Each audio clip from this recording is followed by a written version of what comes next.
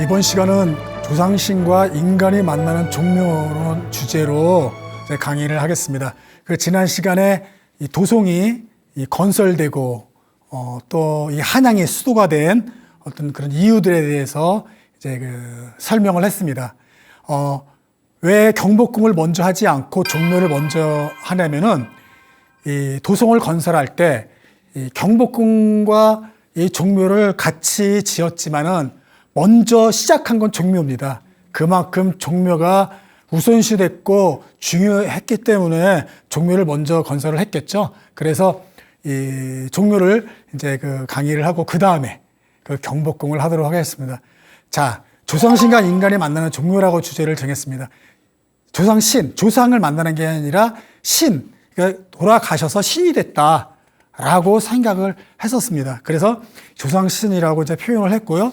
사람이 거기에 가서 이제 제사를 지내기 때문에 신과 인간이 만나는 곳이 바로 종묘다라고 이제 를 알려드리기 위해서 저렇게 주제를 정했던 겁니다. 자, 종묘와 궁궐의 연건. 이 도성을 지을 때 어떻게 이제 건설을 하냐면은 좌조, 우사, 면조, 후시.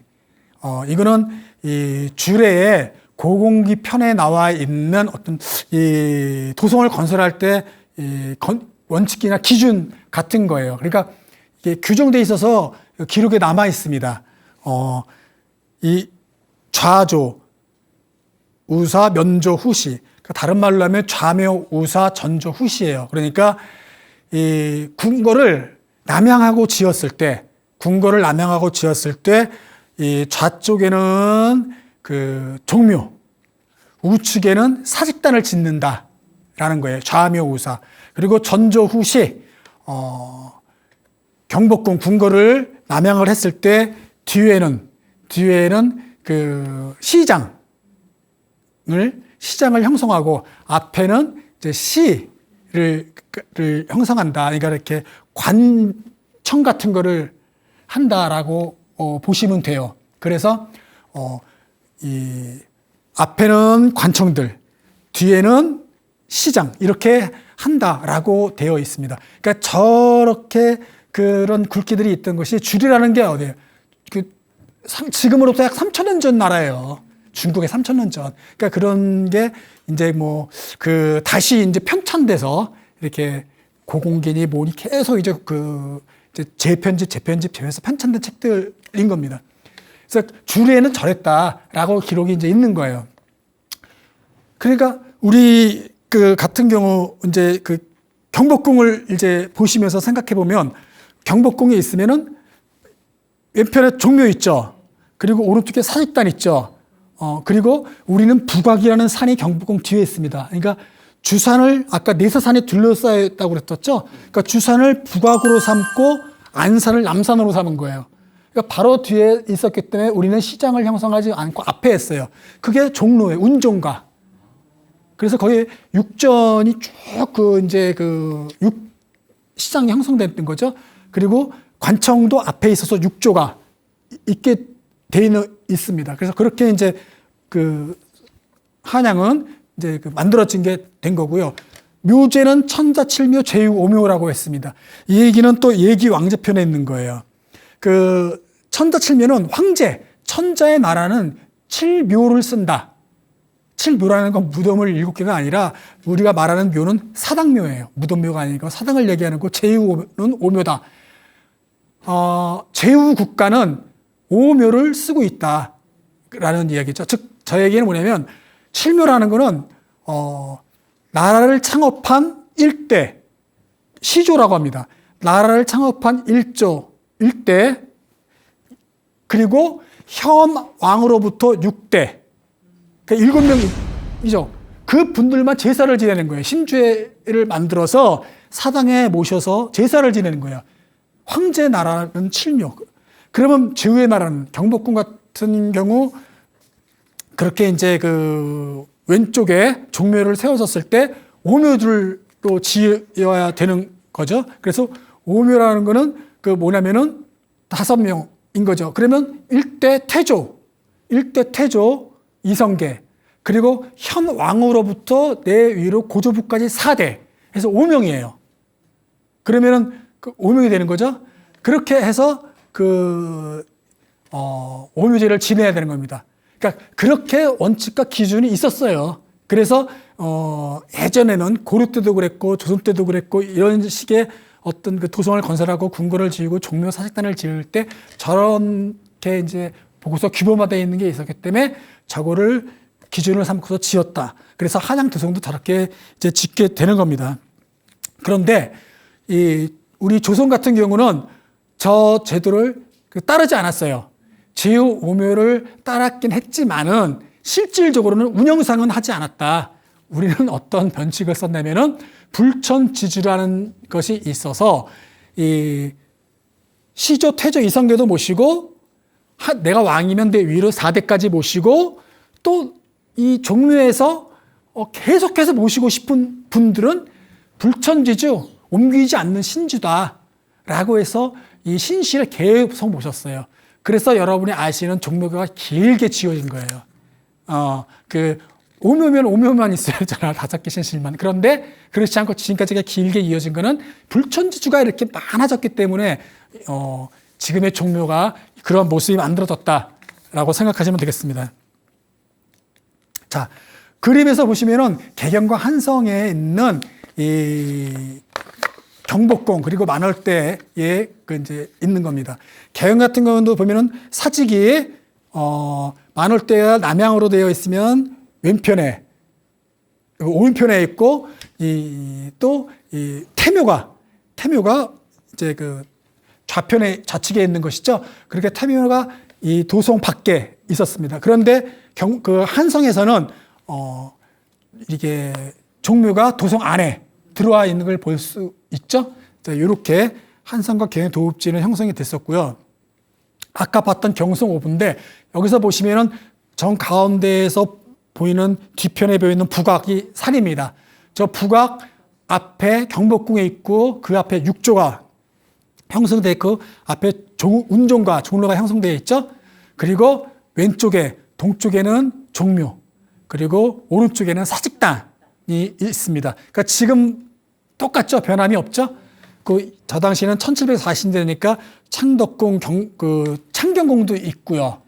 또 경희궁도 나오고 이렇게 되어 있습니다. 그러니까 저렇게 내사산, 외사산 안에다가 이 도읍을 정했던 것을 볼 수 있습니다.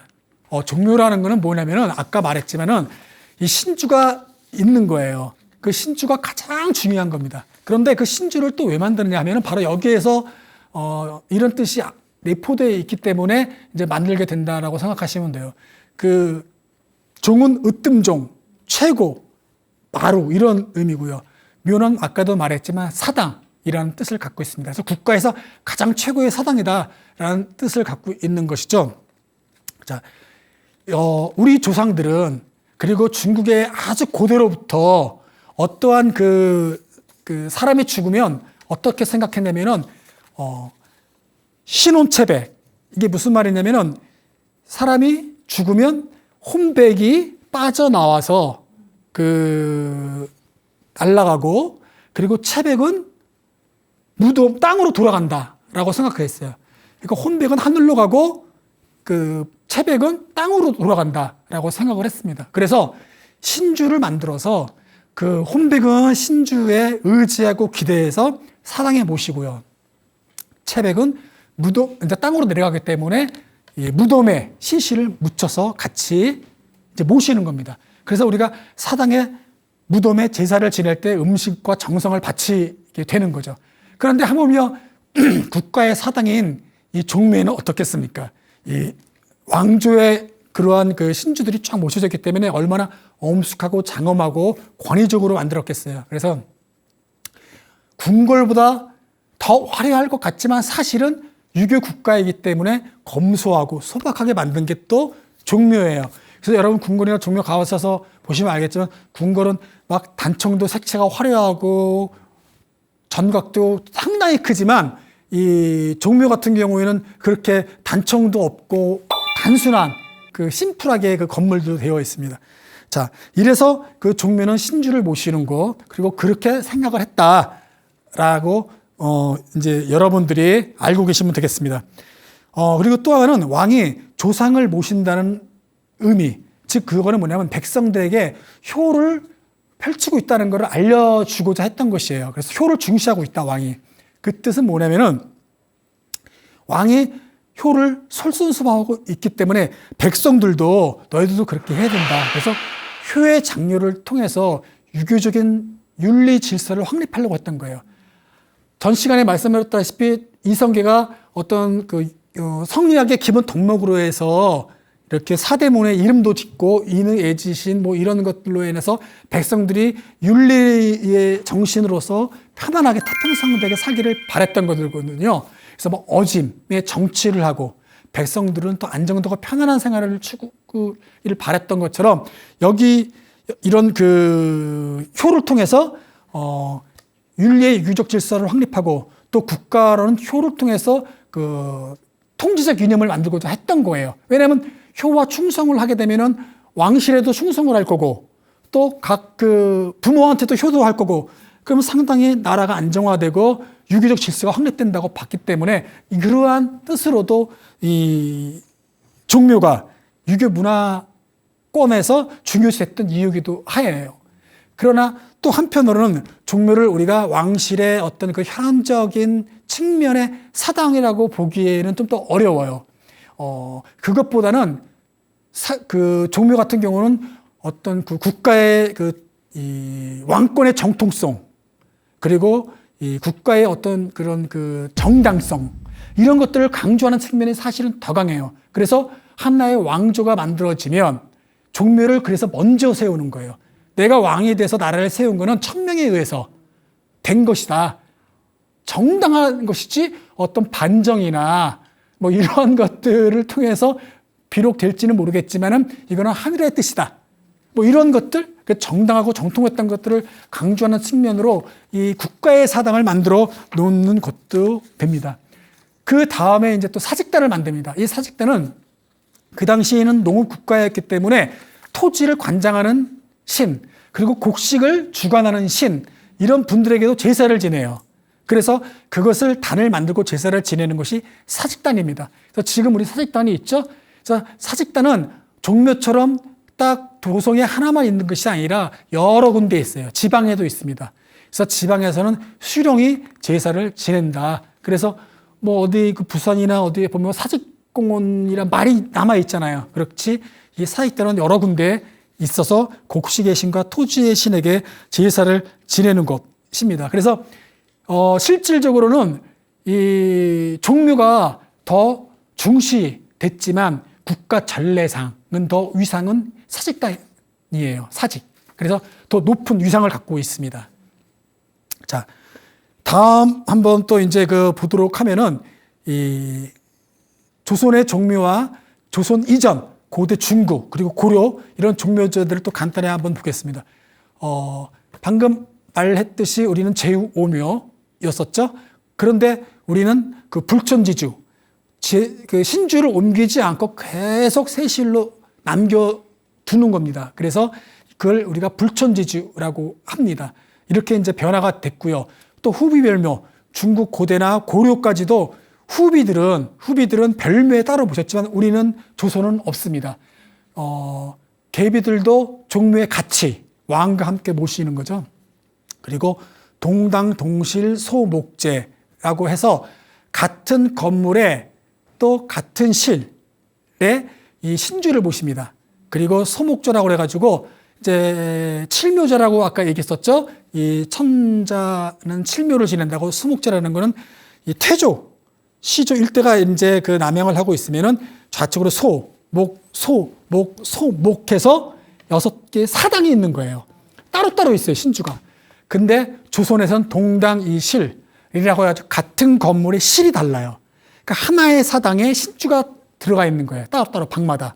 그리고 서상자라고 해서 서쪽이 더 위상이다, 높다 해서 서열 그러니까 일대부터 쭉 태조부터 쭉 마지막까지 있는 겁니다. 그런 제도로 바뀌게 되는 겁니다. 그래서 이걸 동당 이실 서상제라고 합니다. 그래서 이 조선은 이렇게 변화된 그 종묘 제도로서 갖고 있게 되는 겁니다. 그러니까 중국에서도 그 후한 때 이대 그 황제 그런 그 명제 이전에는 저렇게 동당동실 소목제였지만 그 이후로 그 유언을 남기면서 중국도 동당이실로 하게 됩니다. 그러니까 우리도 이제 조선에서는 동당이실 서상제로 이렇게 갖게 이제 되는 것이죠. 자, 그 다음 영령전이 건립하게 되는 그런 또 이유를 설명을 해드리겠습니다. 그 이유는 뭐냐면 종묘는 이제 설명을 아까 했다시피 여러분들 그냥 종묘만 하나만 있다고 생각하시는데 그건 아니고요. 종묘 옆에 영령전이 있어요. 여러분 종묘 가보셨나요?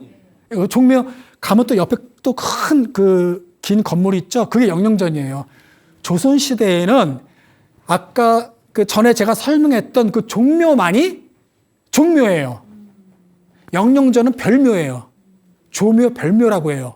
그래서 정전에 종묘에서 신주가 빠져나온 신주가 영령전에 가게 되는 거예요. 그러니까 불촌지주로 지정되지 않으면 그 신주는 영령전으로 가서 조촌하는 겁니다. 그래서 영령전은 별묘로 세워지는 거예요. 자, 이 태종 때 이제 태조가 돌아가셔서 종묘에 칸수가 꽉 차게 됩니다. 처음에 태조 이성계 때 종묘를 지었을 때는 7칸을 졌어요. 7칸은 지었는데 5칸만이 신주가 들어가는 거예요. 거기만 석실이고 나중에는 협실조 개념이라고 생각하시면 되는 거예요. 거기에 태조 이성계의 고조들 그 목조, 익조, 도조, 환조 네 분하고 자신이 들어갈 시조 태조 이성계 들어갈. 근데 태종 때 태조 이성계가 딱 들어가시니까 꽉 찼습니다. 그럼 그 다음 왕이 누구죠? 정종이잖아요. 이제 정종이 세종 때 또 승하해요. 그런데 한 신실에 같이 모실 수가 없잖아요. 꽉 찼잖아요. 그래서 세종 때 그 상황이었던 태종이 이제 그 중국의 선례를 보고서 영령전을 짓게 되는 겁니다. 그 선례를 송나라 때 보니까 별묘를 지었더라. 꼭 칠묘절 해가지고 이렇게 한 건 아니더라. 뭐 이렇게 해서 이제 설득을 시켜가지고 짓었던 게 영령전이에요. 그래서 칸수가 5칸에서 그 제5묘제니까 칸수가 딱 차면 그 다음 왕에 들어오시면 첫 번째 모셔졌던 신주가 빠져서 영령전에 조촌되는 겁니다. 그래서 목조가 빠져서 영령전에 가고 정종에 들어가는 거죠. 그렇게 하는 거예요. 들어오면 빠지고 이제 그렇게 해서 이제 그 영령전쟁이 만들어지게 된 거죠. 원칙은 이 종묘에서 신주가 친진에 다해서 빠지게 되면 정전 뒤에 종묘 뒤에 땅에 매한하게 되어 있어요. 근데 세종은 차마 그럴 수 없다라고 해서 또 영령전을 짓게 되는 이유가 되기도 합니다. 그래서 영령전을 지은 거는 그런 이유에서 그 옆에 건물이 새롭게 지어지게 됐던 것입니다. 자, 저것은 그 지금의 종묘의 영령전의 그림인데 가장 오래된 거예요. 그 성종 때 국제 올해 이 설에 그 남겨진 그림인데 그 당시에 지어진 건축물이고 신실이 이제 그때는 적었겠죠. 그래서 이렇게 그 당시에 그림을 그렸던 것들입니다. 그러니까 지금 것과 별 차이가 크게 없는 거죠. 그래서 그 다음에 그래도 그나마 조금 더 구체적으로 그렸던 그림이 바로 그 종묘 전도인데 현종 때 1600년대 때 그려진 거예요. 별 차이가 없죠. 외대문에서 들어가서 바로 개천이 있는데 지금 현재 개천은 없고요. 매몰돼서 그 외대문 들어가서 오른쪽에 이제 망묘로 있고 향대청이 있고 바로 그 위에 제궁. 왕이 제사하기 전날 그 머물르면서 제기를 했던 것이죠. 그리고 더 그 앞쪽으로는 그 신주가 있습니다. 전사청이라고 하는데 음식을 만드는 곳이고 바로 그 왼편에 그 종묘. 그 당시에는 종묘가 저 건물인 것이죠. 근데 이제 정전이라고 부르는 겁니다. 그리고 그 옆에 영령전이 있어요. 그래서 영령전은 자성과 그리고 조상님들이 조종과 후손들이 영원히 평안하게 계시기를 바라는 마음으로 영령전이라고 이렇게 지었던 겁니다. 그래서 이 두 큰 건물 현재로서는 더 영역을 전부 다 우리가 종묘라고 저렇게 하는 것이죠. 그래서 종묘 제례 악도 남아 있어서 지금 이 유네스코 세계문화유산에 등재되어 있습니다. 중국이나 베트남 뭐 이런 쪽에는 또 종묘가 있어요. 그런데 우리만 이 종묘 재래, 의식 그리고 재래악, 음악이 남아 있어요. 기록에. 그래서 그것을 우리는 지금도 재현해서 그대로 사용하고 있는 것입니다. 그래서 궁궐 같은 경우는 지금 건축물들이 거의 한 30% 정도 남아있다고 보시면 될 거예요. 70%는 다 없어지고, 근데 종묘는 그대로 아직까지도 남아있는 그 조선 때에 지어진 유일하게 지금도 여러분이 보실 수가 있는 것이죠. 자, 종묘 영령전에 그렇게 긴 건축물이 되기까지의 어떤 저런 그 변천이 있었어요. 제일 처음에 태조 위성계는 종묘를 7칸을 졌습니다. 5칸만 신주를 모시는 석실로 지었죠. 그러다가 다시 이제 명종 때 4칸을 더 줍니다. 그래서 이제 11칸이 되는 거예요. 그리고 임진왜란이 일어나죠. 임진왜란이 일어나서 이 왜군들이 종묘에까지 들어와서 병참 기지로 쓰는 겁니다. 근데 실록에 의하면 거기에 이렇게 그 왜군들이 막 병도 들고 죽고 막 그랬다고 해요. 그래서 다시 나갔다라는 기록이 남아있긴 있습니다. 어쨌든 간에 나갈 때 불을 모두 질러서 다 태워버리고 나갑니다. 그래서 그때 다 탔어요. 그 11칸 지은 게. 그것을 선조 말년 광해군 원년에 다시 짓는 겁니다. 그래서 명종 때 지은 11칸을 그대로 해서 그 광해군 때 완공이 되고요. 그 다음에 영종 때 4칸을 짓는 겁니다. 그래서 다시 이제 15칸이 되고, 그 다음에 그 헌종 때 4칸을 더 지어서 19칸이 되는 거예요. 그래서 지금의 건물은 헌종 때 마지막으로 그 영축했던 19칸을 그대로 갖고 있는 거예요. 그래서 그 건물을 여러분이 보시고 있는 거고요. 영령전도 처음에 그 4칸을 지었습니다. 목조, 익조, 도조, 환조가 들어갈 공간이었어요. 이성계가 추존한 4대조. 그리고 나서 그 다음에도 정전 4칸, 정전 4칸, 정전 4칸이지만 목조, 익조, 도조, 환조, 신주가 들어갔던 곳들을 정전으로 보고 나머지 협실만 증축한 거예요. 그래서 협실이 계속해서 2칸, 3칸씩 증축해서 지금 16칸이 이제 그 총 합쳐서 된 것입니다. 그래서 영정전으로 그렇게 이제 이어진 것을 여러분이 볼 수 있습니다. 자, 이거는 그 종묘의 안내판에 있는 그 그림인데요. 사진을 이제 찍어서 이제 가져왔는데, 자, 저 위에 보시면은 그 긴 건축물 기둥이 있습니다. 그걸 한 칸이라고 하고요. 그 한 칸 사이를 신실이 안에 들어가 있는 거예요. 신실이. 그 신실 안에 신주가 모셔져 있는 것이죠. 그래서 그 신주가 2개 있으면 왕이 한 분이고 왕비가 한 분인 거고요. 저기 3개가 있으면은 한 분이 왕이고 2분은 왕비인 것이죠. 그렇게 이제, 그래서 우리 조선은 왕비도 모두 이렇게 모셔져 있습니다. 자, 저 신실 한 칸 한 칸에 그 아래에 이름들이 써 있는 분들이 신주가 들어가 계신 거예요. 그래서 또 이제 그 신주를 모셔져 있는 곳을 보면은 제일 첫 칸에 태조가 이제 있는 것이죠. 그리고 2번째가 누가 있어요, 그러면? 정종이 있는 것이죠. 그럼 3번째는 태종. 그 다음에는 세종. 그 다음에는 그렇죠. 문종, 단종, 세종, 우리가 알죠. 근데 이거 자세히 보시면 문종 안 계시고 단종도 안 계셔요. 세조 그 다음에 있죠. 태종 다음. 그 다음 세조 다음에 또 누구로 나와 있나요? 여기 보시면은 예종이 나와 있어야 되는데 예종이 또 안 계셔요. 그죠? 그런 분들이 영종전에 계시는 거예요. 그러니까 우리는 저기에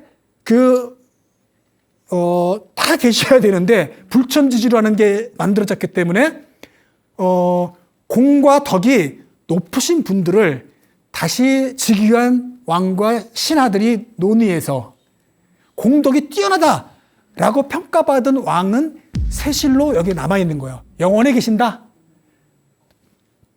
조천을 하지 않는다라는 뜻으로 여기에 종묘에 남아있습니다. 그리고 공덕이 좀 약하다라고 생각되시는 왕들은 영영전에 있는 거예요. 조천 벌묘에 계십니다. 그래서 영영전도 길어지게 된 거고요. 종묘도 저렇게 길어지게 된 거예요. 왕들이 계속 또 들어오시니까. 그러니까 처음부터 평가를 받아서 영영전으로 들어가는 건 아니고 처음엔 다 이 종묘에 모십니다. 종묘에 모셨다가 그 새로 들어오신 분이 이제 공덕을 논하고 해서 여기에 불천지지로 계속해서 여기에서 이제 그 대시해야 되는 것들을 판단한 거죠. 그래서 이 종묘에 이분께서 새로 왕이 들어왔으니까 조치를 해야 되냐 말아야 되냐를 평가받아서 불천지로 되면 남아 계시는 거고요. 평가받지 못하면 이분께서 영영전으로 가시고 새로운 분은 들어와서 또 여기에서 계셨다가 또 그 다음 후임왕해가지고 평가를 해서 또 들어가시고 하면서 옮기는 것이 바로 이렇게 해서 정전이 이제 길어졌던 이제 그걸 여러분이 알 수가 있습니다. 이렇게 지금 여기 종묘에 안 계신 분들은 영영전으로 그렇게 해서 가시게 된 겁니다. 지금 이 정전을 보시면은 건축물이 저렇게 길게 지어진 것은 처음부터 정 가운데부터 7칸을 짓고 좌우로 지어진 게 아니라 맨 앞에 7칸을 짓고 동쪽으로 계속해서 길어진 거예요. 왜? 옆에 영영전이 있었기 때문에 길게 양쪽으로 지어진 게 아니라 또 그 동쪽으로만 지어진 겁니다. 그럼 그 옆에는 전사청 제공도 같이 옮겨졌겠죠? 그래서 헌종 때 마지막으로 지어진 건축물을 이제 볼 수가 있습니다. 자, 이 그림은 영영전입니다. 종묘에서 조천해서 영영전을 모셨죠.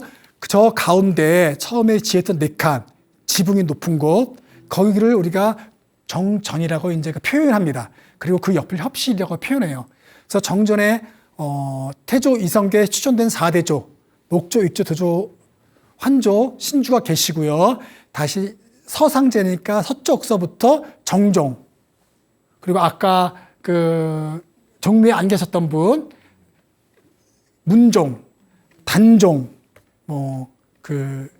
분들이 이제 저 안에 이제 덕종 이런 분들이 이제 쭉 계셨는 겁니다. 그래서 마지막에 영친왕 여러분이 잘 알고 있는 고종의 아들 영친왕까지 이렇게 여기에 계십니다. 그럼 여기에 신주에 적혀 있는 이름들을 보면 태조 이성계는 황제로 되어 있고 왕비는 황후로 되어 있고 을친왕도 황태자로 되어 있습니다. 이분들은 대한제국 때 황제국으로 격상됐기 때문에 이 신주의 이름을 대왕에서 황제로 황후 왕비에서 이렇게 이제 황후로 이렇게 바꾸게 되는 겁니다. 그래서 이 분들의 이 영영전에 이제 신실에 또 이제 모셔져 있는 겁니다.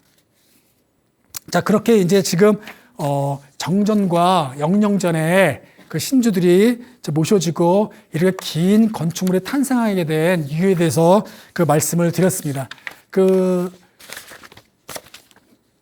지금 또 이제 여러분들 보시면은 저기에 여러분이 알고 있는 이름들 우리가 지금 방금 불렀던 호칭들 있지 않습니까? 태조, 정종, 태종 이러한 이름들은 전혀 분들께서 살아계셨을 때는 들어보지도 못한 이름들이었죠. 돌아가시고 나서 신임 왕과 신하들이 논의를 해서 공덕을 판단하고 평가해서 지어주는 겁니다. 그건 제가 그 다음 시간에 더 자세하게 말씀을 드리도록 하겠습니다. 자, 대한제국의 이제 종묘에 대해서 이제 좀 말씀을 드릴게요. 아까 방금 말했듯이 신주에 적혀 있는 묘들을 보면은 대왕 왕후에서 황제, 황후로 이렇게 이제 추존돼서 부르게 되고요. 오묘제에서 칠묘제로 격상을 하게 되는 겁니다. 그러니까 칠묘제로 격상은 하게 되지만 실질적으로 우리는 불천지주로 해서 이미 많은 신주를 같이 모시고 제사를 지내고 있는 거죠. 자, 이제 영영전과 종묘에 대해서는 좀 알아봤고요. 그 다음에 이제 제사 지내는 건물에 대해서 좀 알아보도록 하겠습니다. 자, 이 종묘와 영령저만 있는 것이 아니고 여기 안에는 공신당과 칠사당이라고도 있습니다. 공신당은 그 왕이 재임하는 기간 동안 상당히 공을 세운 신하들의 그 위패라고 이야기하는 게 더 정확할 것 같습니다. 위패를 모셨던 그 사당입니다. 그래서 그분들을 배양하는 그 사당이에요. 그래서 그 종묘와 영령전에서 제사를 지낼 때 이분들도 같이 이제 그 제사를 이제 그 이제 주는 거죠. 그래서 이분들이 지금 약 83인가 86인가 지금 그 위패가 모셔져 있고요. 이분들은 정말 그 가문의 그 영광이겠죠. 그 왕과 함께 큰 공을 세웠던 그 신하의 위패를 종묘에 모셔둔 거니까요. 그래서 그 왕이 친진이 다 돼서 이제 그 종묘에 계속해서 남아 있을 것인지 아니면은 그 영령전으로 조처할 것인지를 판단해서 영령전으로 가게 되면 그 신주를 영령으로 가게 되고 그 공신당에 계셨던 위패 또 빠져나옵니다. 근데 그 공신당에 계셨던 위패는 그 영령전으로 가는 것이 아니라 그 가문의 사당으로 옮기게 되는 거예요. 그래서 거기에서 이제 불천지지로 모시게 되는 거죠. 그렇게 이제 되는 것이고, 칠사당은 우리 그 유교의 어떤 이념과 유교 사상과 그 토속 신앙이 합쳐져서 사당을 신들을 모시고 제사를 지내는 곳이에요. 그 위패가 이 칠사당에 모셔져 있습니다. 근데 이 칠사당은 좀 그 뭐라고 그럴까요? 국가의 안녕, 그리고 왕실의 어떤 평안, 그리고 백성이 그 무탈하게, 무사히, 아무 일 없이 이 모든 일이 잘 풀릴 수 있도록 그런 거를 기원하는 그런 그 칠사당입니다. 그래서 저기에는 7신이 계시는데 사계절 운행과 관련된 신들을 모시고 그 또 제사를 그 지내주고 있어요. 다음 이제 그 주요 부속 건물을 보도록 하겠습니다. 이 망묘루와 또 이 제궁 이렇게 그 여러 가지의 건물들이 있는데, 이 망묘루는 뭐냐면 이 종묘의 그 관청이라고 보시면 돼요. 그 종묘를 누가 그 관리를 해야 될 거 아닙니까? 그러니까 관원들이 그 안에서 있는 그런 자리, 그 관청이라고 보시면 되고요. 왕이 제사 지내기 하루 전날 오셔가지고 종묘를 바라보면서 이제 선왕의 업적도 생각하고 또 선왕을 기리는 그런 마음을 갖고자 이 재개하는 마음을 갖는 그런 뜻으로서 망묘루라는 이름을 또 갖고 있습니다. 그리고 공민왕 신당은 지금 여러분들 공민왕 신당 보셨나요? 공민왕 신당이 망묘루 안에 이제 그 자그마하게 있습니다. 그래서 많은 사람들이 거의 공민왕 신당이 있는 이유가, 아까 제가 그 강의를 들었기 때문에 아시겠죠? 공민왕이 얼마나 그 당시 처절했던 그 개혁을 하고자 했었는지, 단지 그렇게 뭐라고 그럴까요? 그 남색을 좋아하는 이런 변태성욕 같은 자로 막 그 많은 그 소설이나 드라마에서 나와 있듯이 그런 것만 아니라는 걸 말씀드렸지 않습니까? 그래서 개혁 군주로서 이성계 태조가 비록 그 나라를 자기가 그 양의를 받아가지고 고려를 새로운 나라를 세웠지만, 그 당시에 정도전 이성계와 함께 계획을 꿈꿨던 왕이었기 때문에 공경하는 마음으로 공민왕을 세웠다, 지었다라고 이 얘기들을 많이 또 이렇게 이야기를 합니다. 상당히 의미 있는 또 얘기도 해요. 하지만 실은 이 종묘에 있는 도서, 그러니까 의궤나 문헌에 한 번도 이 공민왕 신당의 종묘 전도, 영령전 전도에 나와 있질 않아요. 그 수많은 책에 한 기록도 없습니다. 공민왕 신당에 관련된 그런 문헌에 나와 있지 않고, 이렇게 아까 이제 그 의미가 있는 설들이 지금까지 내려와서 전승되어 온 거예요. 한 야세에 의하면은 또 그 종묘를 지을 때 이 공민왕 신당에 모셔진 영정, 이 봉안지당 영정이 막 쇠오리바람에 막 불들이 하늘에서 땅으로 떨어져가지고 그게 턱 있어가지고 그거는 분명 뭔가 이렇게 이 축하의 의미도 있을 거냐 아니면은 또 이렇게 자기를 잊지 말라는 것도 있을 수도 있고 어쨌든 그런 의미가 전달되면서 종묘 안에 공미랑 신당을 지었다라는 이런 썰도 지금 있습니다. 그러나 기록에 남아있질 않아요. 다 이야기가 구전된 거예요. 그리고 전혀 기록에는 없습니다. 하지만 그런데 지금 현재 공미랑 신당이 있어요. 그래서 아직은 기록에 발견되진 않았기 때문에 함부로 이야기할 수 없지만 지금 어쨌든 간에 그 모셔져 있는 이유는 현재 우리가 종묘를 봤을 때 그거를 어떤 존중하는 뜻으로 마음으로 그대로 현존에 남아있게 되는 겁니다. 자, 그 다음에 향대청은 제사를 지낼 때 또 중요한 게 향과 축과 패입니다. 그래서 향을 피워서 신을 불러오는 거지 않습니까? 그래서 향이 있는 거고요. 축무는 그 왕의 공덕을 기리는 글들이 적혀 있는 것이고 또 패는 그 예물이죠. 그 선왕들 조상세대에 바친 예물이란 향축패를 보관하는 곳이라고 생각하시면 돼요. 제궁은 왕이 오셔서 세제와 함께 제기를 하는 곳입니다. 그래서 여기에는 목욕청도 있어요. 그래서 목욕제기도 하시고 하는 것이 바로 제궁이고 전사청은 그 음식물을 만드는 곳 그리고 희생 소양 돼지를 잡아서 날고기와 생고기를 만들어서 제사상에 올리는 곳인 거고 악궁청은 악기를 연주하고 그리고 그 일무 춤을 추는 무용수들이 대기하는 곳이 있습니다. 그래서 주요 저런 부속 건물들이 아직까지도 그대로 남아 있는 것입니다. 그래서 이 종묘는 제사를 지내는 곳이지만 단지 그 건물로서 있는 것이 아니라 아직까지도 태조 이성계 때부터 현재까지 모셨던 신주가 남아있다는 것이 큰 것입니다.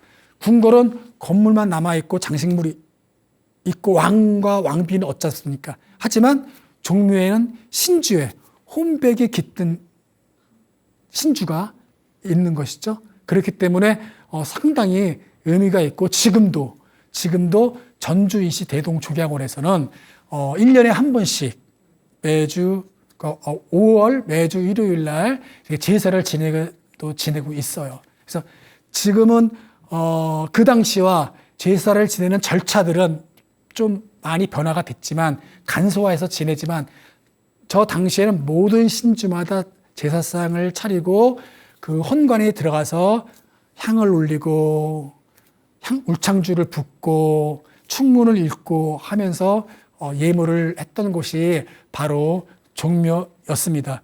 그랬기 때문에 조선이 계속해서 유지되고 그 왕권이 강화됐던 것은 종묘라는 어떤 그런 그 왕권을 강화할 수 있는 정당성이 있는 조상신들, 나라를 창업했던 태조가 계셨던, 그래서 태묘라고도 부르는 거거든요. 그래서 종묘가 그런 위치를 갖고 있었기 때문에 현 왕들은 그 종묘에 가서 제사를 지냈던 것이죠. 그래서 종묘에 왕께서 직접 가셔서 그 제사를 지낸 것을 친제라고 하고 친항이라고 합니다.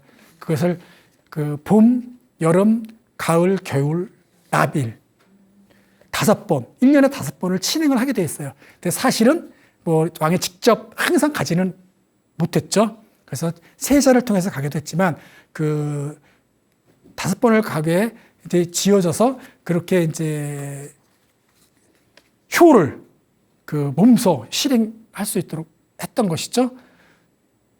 이제 그렇게 함으로써 자기 이제 정당성을 이어받는 것입니다. 그래서 영룡정 같은 경우는 봄, 가을, 그리고 나빌 이렇게 가는 거예요. 그 나빌이란 말이 좀 생소하죠. 그걸 나평해라고 하는데 봄, 여름, 가을, 겨울에 그 상순에 가장 좋은 날 그 길이를 날짜를 이제 그때마다 정하는 거예요. 고정화되어 있지 않고 좋은 날을 점을 쳐서 정해서 제사를 가게 되는 거고요. 나빌은 정해져 있습니다. 동지가 지나고 이제 그 간지로 밑자가 들어가는 날을 나빌로 해서 이제 그 제사를 지내는 겁니다. 이 납자가 섣달 납이에요. 그러니까 동지가 12월이지 않습니까? 그 동지가 그리고 섣달이 12월 그리고 그 다음이 설이잖아요. 1월. 그러니까 섣달 납이에요. 그래서 새해가 오기 전 그 의미는 또 뭐냐면은 이제는 새로운 해가 오는 전이에요. 동지가 해가 이제 가장 길었던 게 다시 짧아지듯이 그래서 아주 오래전에는 또 동지를 또 이제 새해로 보기도 했지 않습니까? 그래서 나빌에 가셔서 어떤 그 한 해의 농사에 대한 그게 잘 됐고 뭐 이런 것들도 이제 또 기고를 하고 또 새해에 새롭게 잘 또 좋은 일만 있게 해달라는 그런 뜻으로 제사를 이제 지내주는 거죠. 그래서 나빌에 지내는 겁니다. 그리고 그 다음 이제 봄에 그 4월 초에 가는 거니까요. 그래서 이제 그렇게 해서 제사를 지내는 것이 이제 종묘로서의 지위, 위치를 갖고 있는 겁니다. 자, 그 처음에 설명했듯이 이 종묘는 조상신과 그리고 국왕이 만남으로써 왕위의 정통성을 계속해서 인정받고 이어가던 어떤 그런 명분을 잡는 것이기도 하고 또 한편으로는 이 백성들로 하여금 이 본인께서 그 조상에게 효를 솔선수범하고 있다는 걸 보여줌으로써 백성들도 왕조에 충성을 어떤 바랬던 것들도 있는 것이고요. 또 백성들 관계에 있어서는 효를 보임으로써 어떤 그 조소를 건국했던 이념들이 그 잘 표출될 수 있도록 해서 좋은 세상, 좋은 나라를 만들겠다는 이념이 있는 곳이 바로 종묘입니다. 또 하나로는 성리학을 바탕으로 해서 이 유교가 이 정치적 이념으로서 지켜질 수 있도록 강조됐던 것들이 또 종묘이기도 한 것이죠. 그래서 첫 시간에 말씀드렸던 조선이 건국하고 종묘를 짓는 이유, 그리고 이번 시간에는 종묘 영령전을 지었고 그 안에는 신주가 모셔져 있어 그분들이 어떤 이유에 의해서 그 신주가 조촌이 되는 것들이 여러분이 아시는 이 시간으로 된 것 같습니다. 이 다음 시간에는 이제는 오늘 못다 했던 그 묘호, 아까 이야기했던 왕의 이름들에 대한 이야기, 그리고 신주 좀 더 구체적으로 들어가서 설명을 좀 해드리도록 하겠습니다. 자, 여러분들 종묘는 지금 다른 그런 그냥 궁궐처럼 오셔가지고 이렇게 막 놀고 또는 이렇게 관광하고 하는 그런 곳이잖아요. 하지만 종묘도 사실 마찬가지지만 좀 더 다른 그 의미로 이제 다가서는 게 이제 좋을 것 같습니다. 그래서 앞으로는 종묘를 가시더라도 여기는 조금은 이렇게 뭐 예전처럼 경건한 마음으로 공손한 이런 것이라는 게 아니라 여기에는 우리가 부모님께 제사를 지냈던 것처럼 이 안은 지금도 전주이씨들이 오셔서 아직까지도 제사를 지내고 있는 거, 현재까지 이어지고 있는 거예요. 그러니까 다른 마음가짐으로 오셔서 좀 이렇게 답사도 하시고 구경을 하시면 더 아마 좋을 것 같다는 생각이 듭니다. 그래서 지금 종묘를 가셔서 보시면은 상당히 공사도 많이 있어요. 예전에는 종묘하고 창덕동이 하나의 구름으로 이렇게 덮여져 있었습니다. 그런데 일제강점기 때 창덕궁과 종묘가 이렇게 이제 길을 뚫린 거죠. 그래가지고 율곡로가 생기게 된 거죠. 그래서 지금 다시 덮는 공사를 하고 있지 않습니까? 그래서 복원을 제대로 하고 있기 때문에 그런 이제 종묘의 원래 모습, 어떤 가치들을 우리가 복원을 이제는 해야 될 때인가 생각합니다. 건물은 남아있지만 가치는 그동안 남아있지 않았었는데 이제는 가치까지 제대로 복원하는 게 문화재가 복원되고 우리에게 다가서는 것이라고 생각됩니다. 이번 시간 조상씨가 만나는 종묘 이것으로 마치도록 하겠습니다. 네.